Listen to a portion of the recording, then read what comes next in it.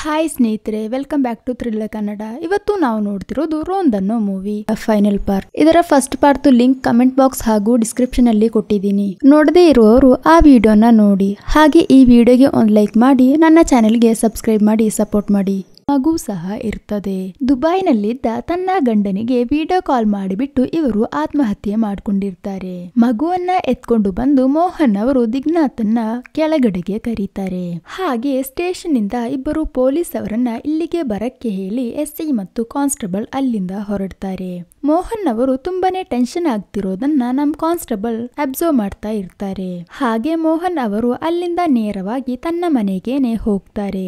ಮನೆಯೊಳಗಡೆ ಹೋಗಿ ತನ್ನ ಹೆಂಡತಿನ ನೋಡಿದಾಗ ಅವರು ಒಳ್ಳೆ ನಿದ್ದೆಯಲ್ಲಿ ಇರ್ತಾರೆ. ಸ್ವಲ್ಪ ಹೊತ್ತು ಅವರ ಹತ್ತಿರ ಕೂತ್ಕೊಂಡು ನೋಡ್ತಾ ಇರುವಾಗ ಅವರಿಗೆ ನಿದ್ದೆ ಎಚ್ಚರಗೊಳ್ಳುತ್ತದೆ. ಹಾಗೆ ಅವರು ಎದ್ದು ಬಿಟ್ಟು ನನ್ನ ಯಾಕೆ ಕರ್ದಿಲ್ಲ ಅಂತ ಕೇಳಿದಾಗ ನೀನು ಒಳ್ಳೆ ನಿದ್ದೆಯಲ್ಲಿದ್ದೆ ಅಂತ ಹೇಳ್ತಾರೆ. ನಂತರ ಅವರಿಗೆ ತಗೋಬಂದಿದ್ದ ಮಾವಿನ ಹಣ್ಣನ್ನು ಸಹ ಕೊಡ್ತಾರೆ. ನಿಜ ಹೇಳ್ಬೇಕಾದ್ರೆ ಮೋಹನ್ ಅವರ ಹೆಂಡತಿ ಸಲೋಮಾ ಕೂಡ ಒಬ್ಳು ಡಿಪ್ರೆಷನ್ ಪೇಷಂಟ್ ಆಗಿರ್ತಾರೆ. ಒಂದು ಡಿಪ್ರೆಷನ್ ಪೇಷಂಟ್ ಆತ್ಮಹತ್ಯೆ ಮಾಡಿಕೊಂಡಿರೋದನ್ನ ನೋಡಿ ತುಂಬಾ ಟೆನ್ಷನ್ ಆಗಿರುತ್ತದೆ ಮೋಹನ್ ಅವರು ಮನೆಗೆ ಬಂದಿರೋದು. ಅದಾದ್ಮೇಲೆ ಅವರಿಬ್ಬರು ಸಹ ಪುನಃ ಸ್ಟೇಷನ್ಗೆ ಬರ್ತಾರೆ.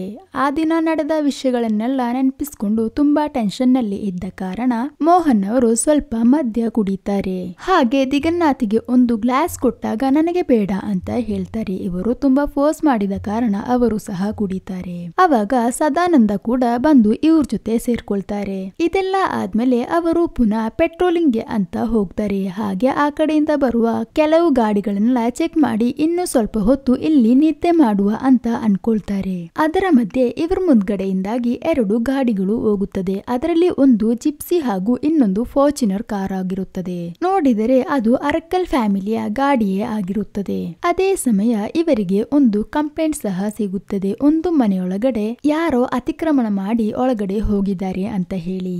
ಅವರು ಆ ಏರಿಯಾಗೆ ಹೋಗಿದಾಗ ಪಕ್ಕದ ಮನೆಯವರು ಕಂಪ್ಲೇಂಟ್ ಅನ್ನ ಕೊಡುತ್ತಾರೆ. ಪಕ್ಕದ ಮನೆಯಲ್ಲಿ ವಾಸವಾಗಿರುವ ತನ್ನ ಅಣ್ಣನ ಮಗ ಅರುಣನ್ನು ಯಾರೋ ಬಂದು ಹಿಡ್ಕೊಂಡು ಹೋದರು ಅಂತ ಅವರು ಹೇಳ್ತಾರೆ. ಬಾಗಿಲುಗಳನ್ನೆಲ್ಲ ಹೊಡೆದಾಕಿರ್ತಾರೆ. ಹಾಗೆ ಮೋಹನ್ ಹಾಗೂ ದಿಗನ್ನಾಥ್ ಅವರು ಸೇರಿ ಅಲ್ಲಿ ಎಲ್ಲ ಹುಡುಕುತ್ತಾರೆ. ಈ ಘಟನೆಯು ಒಂದು 45 ನಿಮಿಷದ ಮುಂಚೆ ನಡೆದಿದ್ದು ಅಂತನೂ ಅವರು ಹೇಳ್ತಾರೆ. ಇದನ್ನ ನೋಡಿರೋದು ನೀವಾ ಅಂತ ಕೇಳಿದಾಗ ಅವರು ಹೇಳ್ತಾರೆ ನಾನಲ್ಲ, ಪಕ್ಕದ ಮನೆಯಲ್ಲಿರುವ ಒಂದು ಸ್ತ್ರೀ ಅಂತ. ಹಾಗೆ ಅವ್ರ ಜೊತೆ ಕೇಳಿದಾಗ ಆ ಸ್ತ್ರೀಯು ಗಾಡಿಯ ನಂಬರ್ನ ನೋಟ್ ಮಾಡ್ಕೊಂಡಿರ್ತಾರೆ. ದಿಗನ್ನಾಥ್ ಆ ನಂಬರ್ ಕೇಳ್ಕೊಂಡು ಆಫೀಸ್ಗೆ ಕಾಲ್ ಮಾಡಿ ಇದು ಯಾವ ಗಾಡಿ ಹಾಗೂ ಯಾರ ಗಾಡಿ ಅಂತ ತಿಳಿಸಕ್ಕೆ ಅಂತ ಹೇಳ್ತಾರೆ. ಹಾಗೆ ಚೆಕ್ ಮಾಡಿ ನೋಡಿದಾಗ ಅದೊಂದು ಜಿಪ್ಸಿ ಅಂತ ತಿಳಿಯುತ್ತದೆ. ಹಾಗಿದ್ದರೆ ಅವರು ಸ್ವಲ್ಪ ಸಮಯದ ಮುಂಚೆ ಚೆಕ್ ಮಾಡಿ ಕಳಿಸಿರೋದು ಒಂದು ಜಿಪ್ಸಿ ಅಲ್ವಾ. ಹಾಗೆ ಅವರು ರೆಕಾರ್ಡ್ ಅನ್ನ ತೆಗೆದು ನೋಡಿದಾಗ ಅವರಿಗೆ ಗೊತ್ತಾಗುತ್ತದೆ ಇದು ಆ ದುಬೈಯಿಂದ ಬಂದ ಜುನೋ ಅವರ ಗಾಡಿನೇ ಅಂತ. ಹಾಗೆ ಅವನು ಕೊಟ್ಟ ನಂಬರ್ಗೆ ಕಾಲ್ ಮಾಡಿ ನೋಡಿದಾಗ ಅದು ರಾಂಗ್ ನಂಬರ್ ಅಂತ ಹೇಳುತ್ತದೆ. ಮೋಹನ್ ಅವರು ಕೇಳ್ತಾರೆ ಇನ್ನು ಹೇಗೆ ಅವರನ್ನ ಕಂಡು ಹಿಡಿಯೋದು ಅಂತ. ದಿಗನ್ನಾಥ್ ಹೇಳ್ತಾನೆ ಅದಕ್ಕೆ ಸ್ವಲ್ಪ ಕಾಮನ್ ಸೆನ್ಸ್ ಅನ್ನ ಯೂಸ್ ಮಾಡಿದ್ರೆ ಸಾಕು ಅಂತ. ಸ್ವಲ್ಪ ಸಮಯದ ಮುಂಚೆ ಆ ಜಿಪ್ಸಿ ನಮ್ ಕಡೆಯಿಂದ ಹೋದಾಗ ಅದರ ಹಿಂದೆ ಒಂದು ಫಾರ್ಚುನರ್ ಇತ್ತು. ಅರಕ್ಕಲ್ ಫ್ಯಾಮಿಲಿ ಹತ್ತಿರ ನಾವು ಇನ್ವೆಸ್ಟಿಗೇಷನ್ ಗೆ ಹೋದಾಗ ಅಲ್ಲಿ ಸಹ ಒಂದು ಫಾರ್ಚುನರ್ ಇತ್ತು. ಅದು ಅಲ್ಲ, ಈ ಹುಡುಗಿಯನ್ನ ಓಡಿಸ್ಕೊಂಡು ಹೋದ ಅನ್ನೋ ಹುಡುಗ ಒಬ್ಬ ಎಲೆಕ್ಟ್ರಿಷಿಯನ್ ಅಂತ ಹೇಳಿದ್ರಲ್ವಾ. ಇಲ್ಲಿದ್ದ ಅರುಣ್ ಸಹ ಒಬ್ಬ ಎಲೆಕ್ಟ್ರಿಷಿಯನೇ. ನವೀನ್ ಮನೆಗೆ ಹೋದಾಗ ನವೀನ್ ತಂದೆ ಹೇಳಿದ್ರಲ್ವಾ ಅವನು ಅರುಣ್ ಜೊತೆನೆ ಕೆಲಸಕ್ಕೆ ಹೋಗಿರೋದು ಅಂತ. ಹಾಗಿದ್ದರೆ ಖಂಡಿತವಾಗಿಯೂ ನವೀನ್ ಹಾಗೂ ಅರುಣ್ ಅವರನ್ನ ಆ ಅರಕ್ಕಲ್ ಫ್ಯಾಮಿಲಿ ಅವರೇ ಎತ್ತಾಕೊಂಡಿರಬಹುದು. ಕಾಣೆಯಾಗಿರೋ ಹುಡುಗಿ ಸ್ಟೇಷನ್ ನಲ್ಲಿ ಇದ್ದ ಕಾರಣ ಮೋಹನ್ ಹುಡುಗಿ ಜೊತೆ ಕೇಳ್ತಾಳೆ ನಿಮ್ಮ ಮನೆಯಲ್ಲಿ ಜಿಪ್ಸಿ ಇದೆಯಾ ಅಂತ. ಆಗ ಅವಳು ಮನೆಯಲ್ಲಿ ಜಿಪ್ಸಿ ಇಲ್ಲ, ಆದರೆ ನನ್ನ ಸಹೋದರನ ಫ್ರೆಂಡಿಗೆ ಜಿಪ್ಸಿ ಇದೆ ಅಂತ ಹೇಳ್ತಾಳೆ. ನಿನ್ನ ಸಹೋದರ ದುಬೈಯಲ್ಲಿರೋದ ಎಲ್ಲಿ ಫೋಟೋ ಇದ್ರೆ ತೋರಿಸಿ ಅಂತ ಕೇಳಿದಾಗ ಅವಳು ಫೋಟೋನ ತೋರಿಸ್ತಾಳೆ. ಅದರಿಂದ ಇವರಿಗೆ ಕನ್ಫರ್ಮ್ ಆಗುತ್ತೆ ಆ ಜಿಪ್ಸಿಯಲ್ಲಿ ಹೋಗಿರೋದು ಈ ಜಿನೋನೆ ಅಂತ. ಅದೇ ಸಮಯ ಇನ್ನೊಂದ್ ಕಡೆ ನೋಡಿದ್ರೆ ಆ ಹುಡುಗರು ನವೀನ್ ಹಾಗೂ ಅರುಣನ್ನ ಹೊಡಿತಾ ಇರ್ತಾರೆ ತನ್ನ ಸಹೋದರಿ ಎಲ್ಲಿ ಅಂತ ಕೇಳಿ. ಆಗ ಮೋಹನ್ ಜಿನೂನ ಕರೆಕ್ಟ್ ಆಗಿರೋ ನಂಬರ್ ಹುಡುಗಿ ಕೈಯಲ್ಲಿ ಕೇಳ್ಕೊಂಡು ಅವನಿಗೆ ವಾಟ್ಸಪ್ ನಲ್ಲಿ ಮೆಸೇಜ್ ಮಾಡ್ತಾನೆ. ನವೀನ್ ಹಾಗೂ ಅರುಣನ್ನ ಇಲ್ಲಿ ಕರ್ಕೊಂಡು ಬಂದು ಬಿಡುವುದು ನಿನಗೆ ಒಳ್ಳೆಯದು. ನಿನ್ನ ಅವಸ್ಥೆ ನನಗೆ ಅರ್ಥವಾಗುತ್ತದೆ. ನನ್ನ ಕೈಯಲ್ಲಿ ಆದ ಸಹಾಯವನ್ನ ನಾನು ನಿನಗೆ ಮಾಡ್ತೀನಿ. ಅವರನ್ನ ಸುಮ್ಮನೆ ಬಿಡು ಅಂತ ಮೋಹನ್ ಅವನ ಜೊತೆ ಹೇಳ್ತಾರೆ. ಸರ್ ಕೈಯಲ್ಲಿ ಏನು ಆಗೋದಿಲ್ಲ ಅಂತ ಅವನು ಹೇಳಿದಾಗ, ನೀನು ಹುಡುಕುತ್ತಿರುವ ನಿನ್ನ ಸಹೋದರಿ ನಮ್ಮ ಹತ್ತಿರ ಇದ್ದಾಳೆ ಅಂತ ಹೇಳ್ತಾನೆ. ಇವನು ನಂಬೋದಿಲ್ಲ. ಆದ್ರಿಂದ ಇವರು ವಿಡಿಯೋ ಕಾಲ್ ಮಾಡಿ ತೋರಿಸ್ತಾರೆ. ಹಾಗೆ ಅವ್ರನ್ನ ಕರ್ಕೊಂಡು ಸ್ಟೇಷನ್ಗೆ ಬರಕ್ಕೆ ಮೋಹನ್ ಹೇಳಿದ ಕಾರಣ, ಹಾಗಿದ್ದರೆ ಇವರನ್ನ ಸ್ಟೇಷನ್ಗೆ ಕರ್ಕೊಂಡೋಗಿ ಬಿಡೋಣ ಅಂತ ಜಿನು ಕೂಡ ಅನ್ಕೋತಾನೆ. ಆದರೆ ಅಷ್ಟರಲ್ಲಿ ನವೀನ್ ತೀರಿ ಹೋದ ತರ ಮಲಗಿರ್ತಾನೆ. ಇದು ನೋಡಿ ಅವನ ಫ್ರೆಂಡ್ ಅರುಣ್ ತುಂಬಾನೇ ಟೆನ್ಷನ್ ಆಗ್ತಾನೆ. ಇವರೆಲ್ಲರೂ ಸೇರಿ ಅವನ್ನ ಕೊಂದ್ಬಿಟ್ಟ ಅಂತ ಅವನು ಅನ್ಕೋತಾನೆ. ಹಾಗೆ ಕಾರ್ನಲ್ಲಿದ್ದ ಜಿನುನ ಗೆಳೆಯರು ಜಿನು ಹತ್ತಿರ ಬಂದು ಅವನು ತೀರಿ ಹೋದ ಅಂತ ಅನಿಸುತ್ತದೆ ಅಂತ ಹೇಳ್ತಾರೆ. ಈ ಸಮಯದಲ್ಲಿ ನಾಟಕ ಮಾಡ್ತಿದ್ದ ನವೀನ್ ಎದ್ದು ಅಲ್ಲಿಂದ ಓಡ್ತಾನೆ. ಇವರು ಸಹ ಅವನನ್ನ ಹಿಡಿಯಕ್ಕೆ ಅಂತ ಹಿಂದ್ಗಡೆಯಿಂದ ಓಡ್ತಾರೆ. ಯಾಕಂದ್ರೆ ನವೀನ್ ಹಾಗೂ ಅರುಣನ್ನ ಇವಾಗ ಪೊಲೀಸ್ ಸ್ಟೇಷನ್ ನಲ್ಲಿ ಕರ್ಕೊಂಡು ಹೋಗಿ ಬಿಡ್ಲಿಲ್ಲ ಅಂದ್ರೆ ಪೊಲೀಸ್ ಅವರು ಇವರನ್ನ ಅರೆಸ್ಟ್ ಮಾಡ್ತಾರಲ್ವಾ. ಹಾಗೆ ಓಡ್ತಾ ಇರುವಾಗ ನವೀನ್ ನೋಡಿದ್ರೆ ಸಿಕ್ಕಿದ ಕಾಡುಗಳಲ್ಲೆಲ್ಲ ಓಡಿ ಹೋಗ್ತಾನೆ. ನಂತರ ಇವನು ಒಂದು ಸೇತುವೆ ಕೆಳಗಡೆ ಹೋಗಿ ಬಚ್ಚಿಟ್ಕೊಳ್ತಾನೆ. ಆದರೆ ಅವಾಗ್ಲೇ ಇವರು ಹೊಡೆದಿರೋ ಕಾರಣ ಇವನ ಕಿವಿಯಿಂದೆಲ್ಲ ರಕ್ತ ಬರುತ್ತಾ ಇರುತ್ತದೆ. ಹೇಗಿದ್ದರೂ ಸಹೋದರಿನ ಸಿಕ್ತಲ್ವಾ, ಇನ್ನು ಅವನಿಗೇನಾದ್ರೂ ನಮಗೇನು ಅಂತ ಹೇಳಿ ಜಿನು ಹಾಗೂ ಗೆಳೆಯರು ಅರುಣ್ನ ಮಾತ್ರ ಕರ್ಕೊಂಡು ಸ್ಟೇಷನ್ಗೆ ಅಂತ ಹೊರಡ್ತಾರೆ. ಅದರ ಮಧ್ಯೆ ಗಂಡ ಕುಡ್ಕೊಂಡು ಬಂದು ಗಲಾಟೆ ಮಾಡ್ತಿದ್ದಾನೆ ಅಂತ ಹೇಳಿ ಮೋಹನ್ ಅವರಿಗೆ ಒಂದು ಸ್ತ್ರೀ ಕಾಲ್ ಮಾಡ್ತಾರೆ. ಅಲ್ಲಿಗೆ ಹೋಗಿ ನೋಡುವಷ್ಟರಲ್ಲಿ ಅವರು ಅವರ ಮಗು ಹಾಗೂ ಹೆಂಡತಿಯನ್ನ ತುಂಬಾನೇ ಹೊಡೆದಿರ್ತಾರೆ. ಮಗುನ ಹೊಡೆದಿದ್ದಾನೆ ಅಂತ ತಿಳಿದಾಗ ಕೋಪ ಬಂದು ಮೋಹನ್ ಅವರು ಅವರನ್ನ ಸರಿಯಾಗಿ ಹೊಡಿತಾರೆ. ಇದು ನೋಡ್ತಿದ್ದ ದಿಗನ್ನಾಥ್ಗೆ ತುಂಬಾನೇ ಟೆನ್ಷನ್ ಆಗುತ್ತದೆ. ಯಾಕಂದ್ರೆ ಅವನಿಗೆ ಏನಾದ್ರೂ ಸಂಭವಿಸಿದರೆ ಇವರಿಬ್ಬರ ಕೆಲಸ ಸಹ ಹೋಗುತ್ತದೆ ಅಂತ.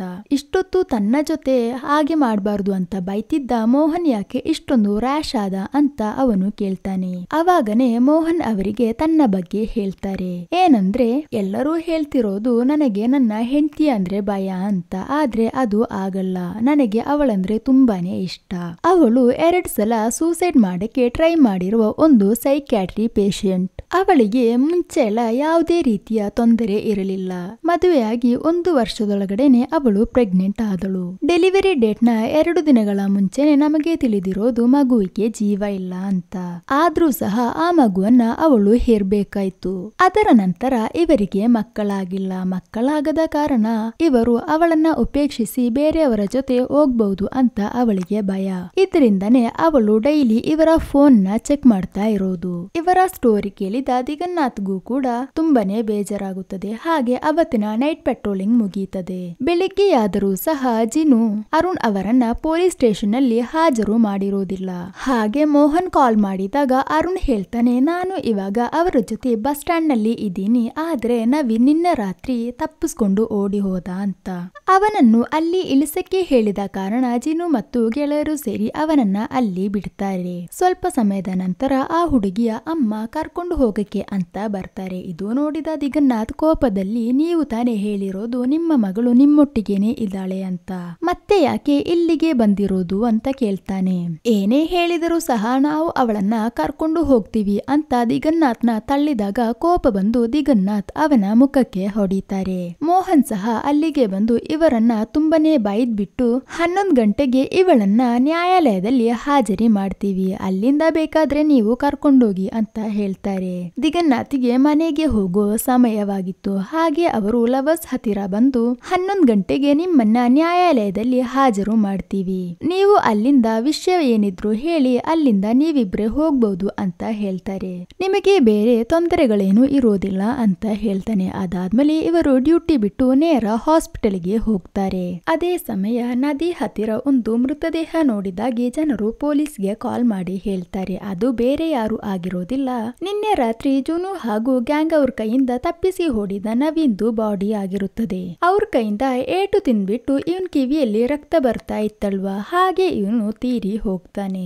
ವಿಷಯ ತಿಳಿದ ಡಿವೈಎಸ್ಪಿ ಜುನು ಹತ್ತಿರ ಹೋಗಿ, ಸದ್ಯಕ್ಕೆ ನೀವು ನಾನು ಹೇಳೋ ರೀತಿ ಮಾಡಿ ಅಂತ ಹೇಳ್ತಾನೆ. ನಂತರ ಮೋಹನ್ ಅವರಿಗೆ ಕಾಲ್ ಮಾಡಿ ನವೀನ್ ತೀರಿ ಹೋದ ವಿಷಯವನ್ನ ಹೇಳ್ತಾರೆ. ಹಾಗೆ ಮೋಹನ್ ಅವರು ನ್ಯೂಸ್ ನೋಡಿದಾಗ ಇವರು ಶಾಕ್ ಆಗೋಗ್ತಾರೆ. ಯಾಕಂದ್ರೆ ನ್ಯೂಸ್ ನಲ್ಲಿ ಹೇಳ್ತಿರೋದು ದಲಿತ ಯುವಕ ನವೀನ್ ನ ಸಾವಿಗೆ ಕಾರಣ ಮೋಹನ್ ಮತ್ತು ದಿಗನ್ನಾಥ್ ಅಂತ.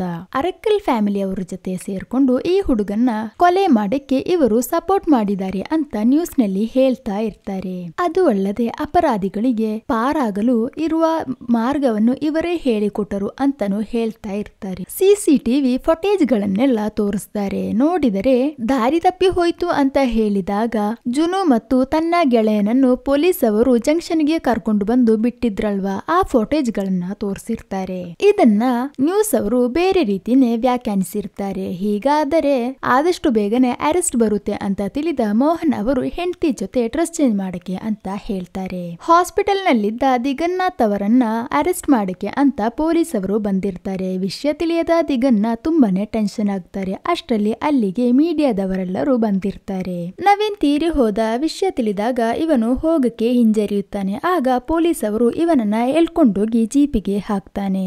ಇದು ನೋಡಿದ ದಿಗನ್ನಾಥ್ನ ಅಮ್ಮ ಪ್ರಜ್ಞೆ ತಪ್ಪಿ ಬೀಳ್ತಾರೆ. ಮೋಹನ್ ಸಲೋಮಾಳನ್ನ ಅಲ್ಲಿದ್ದ ಫಾದರ್ ಹತ್ತಿರ ಕರ್ಕೊಂಡೋಗಿ ಬಿಡ್ತಾನೆ. ನಾನು ಆದಷ್ಟು ಬೇಗ ಈ ಪ್ರಾಬ್ಲಮ್ ನ ಸಾಲ್ವ್ ಮಾಡ್ಕೊಂಡು ಬರ್ತೀನಿ, ಅದುವರೆಗೂ ನೀವು ಇವಳನ್ನ ನೋಡ್ಬೇಕು ಅಂತ ಫಾದರ್ ಜೊತೆ ಹೇಳ್ತಾರೆ. ಪೊಲೀಸ್ ಅವರು ಮೋಹನ್ನ ಅರೆಸ್ಟ್ ಮಾಡಿ ಹೋಗೋದನ್ನ ಸಲೋಮಾ ನೋಡ್ಬಾರ್ದು ಅಂತ ಹೇಳಿ ಅವಳಿಗೆ ಪ್ರಜ್ಞೆ ಹೋಗೋ ಇಂಜೆಕ್ಷನ್ ನ ಕೊಟ್ಟಿರ್ತಾರೆ. ದಿಗನ್ನಾಥ್ನ ನೇರ ಡಿವೈಎಸ್ಪಿ ಹತ್ತಿರ ಕರ್ಕೊಂಡು ಹೋಗ್ತಾರೆ. ಅವರು ಕೇಳ್ತಾರೆ, ನಿನ್ನೆ ರಾತ್ರಿ ನೀನು ಕುಡಿದಿದ್ಯಾ ಅಂತ.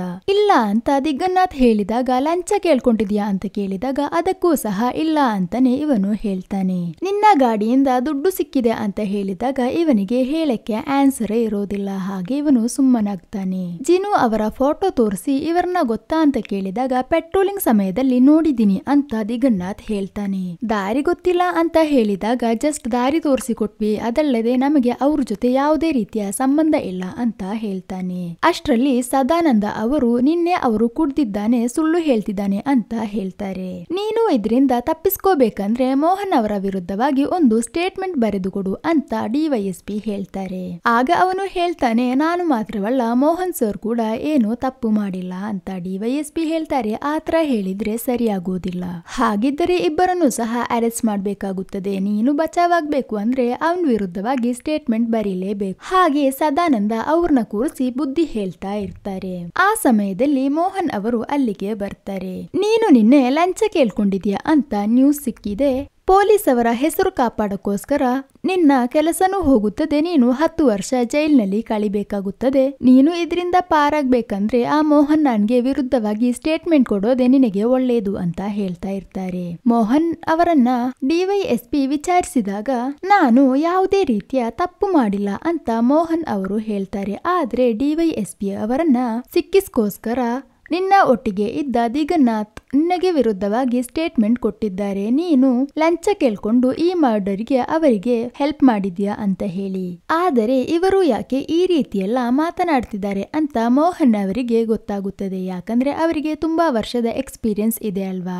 ಆದ್ರಿಂದ ನಿಮ್ಮ ಆಟಗಳನ್ನು ಕೈಯಲ್ಲಿ ಇಟ್ಕೊಳ್ಳಿ, ನನ್ನ ಜೊತೆ ತೆಗಿಬೇಡಿ ಅಂತ ಮೋಹನ್ ಡಿವೈಎಸ್ಪಿ ಹತ್ತಿರ ಹೇಳ್ತಾರೆ. ನೀನು ಇದಕ್ಕೆ ಸಪೋರ್ಟ್ ಮಾಡಿಲ್ಲ ಅಂದ್ರೆ ನೀನು ಅವರಿಗೆ ದಾರಿ ತೋರಿಸ್ತಿರುವ ಸಿಸಿಟಿವಿ ಫುಟೇಜ್ ಹಾಗೂ ನಿನ್ನ ಕಾಲ್ ಲಿಸ್ಟ್ ಎಲ್ಲ ಹೇಗೆ ಮೀಡಿಯಾದವರಿಗೆ ಸಿಕ್ಕಿರೋದು ಅಂತ ಡಿವೈಎಸ್ಪಿ ಕೇಳ್ತಾರೆ. ಮೋಹನ್ ಅವರು ಜಿನುಗೆ ಕಾಲ್ ಮಾಡಿ ನಿನ್ನ ಸಹೋದರಿ ಇಲ್ಲಿ ಇದ್ದಾಳೆ, ನಿನಗೆ ಬೇಕಾದ ಸಹಾಯ ನಾನು ಮಾಡ್ತೀನಿ ಅಂತ ಹೇಳಿರ್ತಾರಲ್ವಾ, ಆ ಆಡಿಯೋನ ಕಟ್ ಮಾಡಿ ನಿನಗೆ ಬೇಕಾದ ಸಹಾಯ ನಾನು ಮಾಡ್ತೀನಿ ಅಂತ ಹೇಳಿ ಮೀಡಿಯಾದವರಿಗೆ ಕೊಟ್ಟಿರ್ತಾರೆ.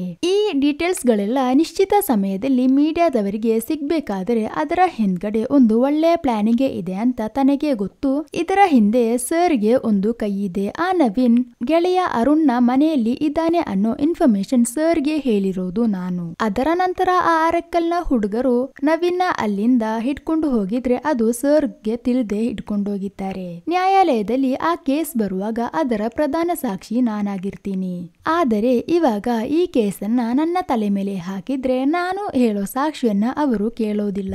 ಹಾಗೆ ಪ್ರತಿಗಳು ಬಚಾವಾಗ್ತಾರೆ. ಸರ್ದು ಪ್ಲಾನಿಂಗ್ ಇದು ಅಂತ ನನಗೆ ಚೆನ್ನಾಗಿ ಗೊತ್ತು. ಹಾಗಿದ್ದರೆ ನೀನು ನ್ಯಾಯಾಲಯದಲ್ಲಿ ಹೋಗಿ ರುಜುವಾತುಪಡಿಸು ಅಂತ ಡಿವೈಎಸ್ಪಿ ಹೇಳಿದಾಗ ನಾನು ರುಜುವಾತುಪಡಿಸ್ತೀನಿ, ಈ ಕೇಸ್ನಿಂದ ಬಚಾವಾಗ್ತೀನಿ ಅಂತ ಮೋಹನ್ ಅವರು ಹೇಳ್ತಾರೆ. ಆದರೆ ಇವಾಗಿನ ಸಿಚುವೇಶನ್ ನಲ್ಲಿ ನನ್ನನ್ನ ಇದರಿಂದ ಒಮ್ಮೆ ಬಚಾವ್ ಮಾಡಿ ಅಂತ ಮೋಹನ್ ಕೇಳಿದಾಗ ನೀನು ಪಾರಾಗ್ಬೇಕಂದ್ರೆ ನಿನ್ನ ಒಟ್ಟಿಗೆ ಇದ್ದ ಪೊಲೀಸ್ ಅವನ ತಲೆ ಮೇಲೆ ಎಲ್ಲವನ್ನ ಹಾಕ್ಬೇಕು ಅಂತ ಡಿವೈಎಸ್ಪಿ ಹೇಳ್ತಾರೆ. ಆದರೆ ಮೋಹನ್ಗೆ ಇದಕ್ಕೆ ಇಷ್ಟವಿರಲಿಲ್ಲ.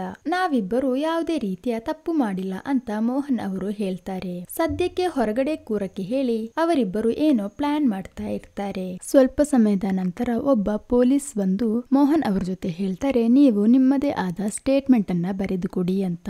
ಮೋಹನ್ ಬರೀ ನಡೆದ ವಿಷಯಗಳನ್ನ ಮಾತ್ರ ಬರೀತಿರ್ತಾರೆ. ಅದಲ್ಲದೆ ದಿಗ್ನಾಥನಿಗೆ ವಿರುದ್ಧವಾಗಿ ಅವರು ಏನು ಬರೀತಾನೆ ಇರಲಿಲ್ಲ.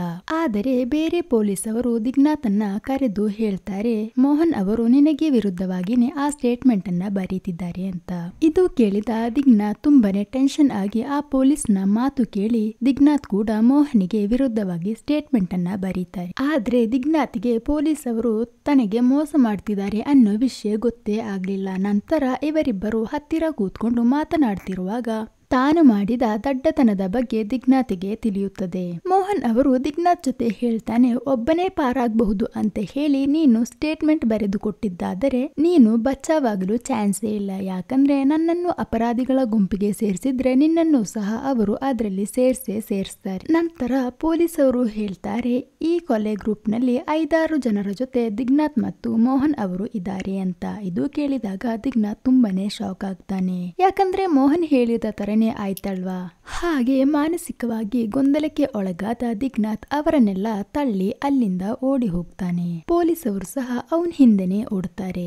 ಆದರೆ ಇವನು ಓಡಿರೋದು ಮೈನ್ ರೋಡ್ಗೆ ಆಗಿರುತ್ತೆ. ಹಾಗೆ ಒಂದು ಗಾಡಿ ಬಂದು ಗುದ್ದಿ ಇವನು ತಕ್ಷಣವೇ ತೀರಿ ಹೋಗ್ತಾನೆ. ಹಾಗೆ ಮೋಹನ್ ಅವರನ್ನ ಅರೆಸ್ಟ್ ಮಾಡ್ಕೊಂಡು ಹೋಗ್ತಿರೋದನ್ನ ನಮಗೆ ತೋರಿಸ್ತಾರೆ. ಹಾಗೆ ಹೋಗ್ತಿರುವಾಗ ಅಲ್ಲಿದ್ದ ರಕ್ತಗಳನ್ನೆಲ್ಲ ಪೊಲೀಸ್ ಅವರು ತೊಳಿತಾ ಇರ್ತಾರೆ. ಮೂವಿಯ ಸ್ಟಾರ್ಟಿಂಗ್ ನಲ್ಲಿ ತೋರಿಸಿದ ಸೀನನ್ನೇ ಆಗಿರುತ್ತದೆ ಕೊನೆಯಲ್ಲೂ ತೋರಿಸಿರೋದು. ಇಲ್ಲಿಗೆ ಈ ಮೂವಿಯು ಮುಕ್ತಾಯಗೊಳ್ಳುತ್ತದೆ. ಮಾಡದೇ ಇರುವ ತಪ್ಪಿಗೋಸ್ಕರ ಇವರು ಶಿಕ್ಷೆಯನ್ನ ಅನುಭವಿಸ್ತಾ ಇದ್ದಾರೆ. ವಿಡಿಯೋ ಹೇಗಿತ್ತು ಅಂತ ಕೆಳಗಡೆ ಕಮೆಂಟ್ ಮಾಡಿ. ಹಾಗೆ ಎಕ್ಸ್ಪ್ಲನೇಷನ್ ಇಷ್ಟವಾದ್ರೆ ಈ ವಿಡಿಯೋಗೆ ಒಂದು ಲೈಕ್ ಮಾಡಿ ಹಾಗೂ ನನ್ನ ಚಾನೆಲ್ಗೆ ಸಬ್ಸ್ಕ್ರೈಬ್ ಮಾಡಿ ಸಪೋರ್ಟ್ ಮಾಡಿ. ಇನ್ನೂ ಒಂದು ಒಳ್ಳೆ ಮೂವಿಯ ಎಕ್ಸ್ಪ್ಲನೇಷನ್ ಆಗಿ ನಾಳೆ ಬರ್ತೀನಿ. ಅಲ್ಲಿಯವರೆಗೂ ಬಾಯ್.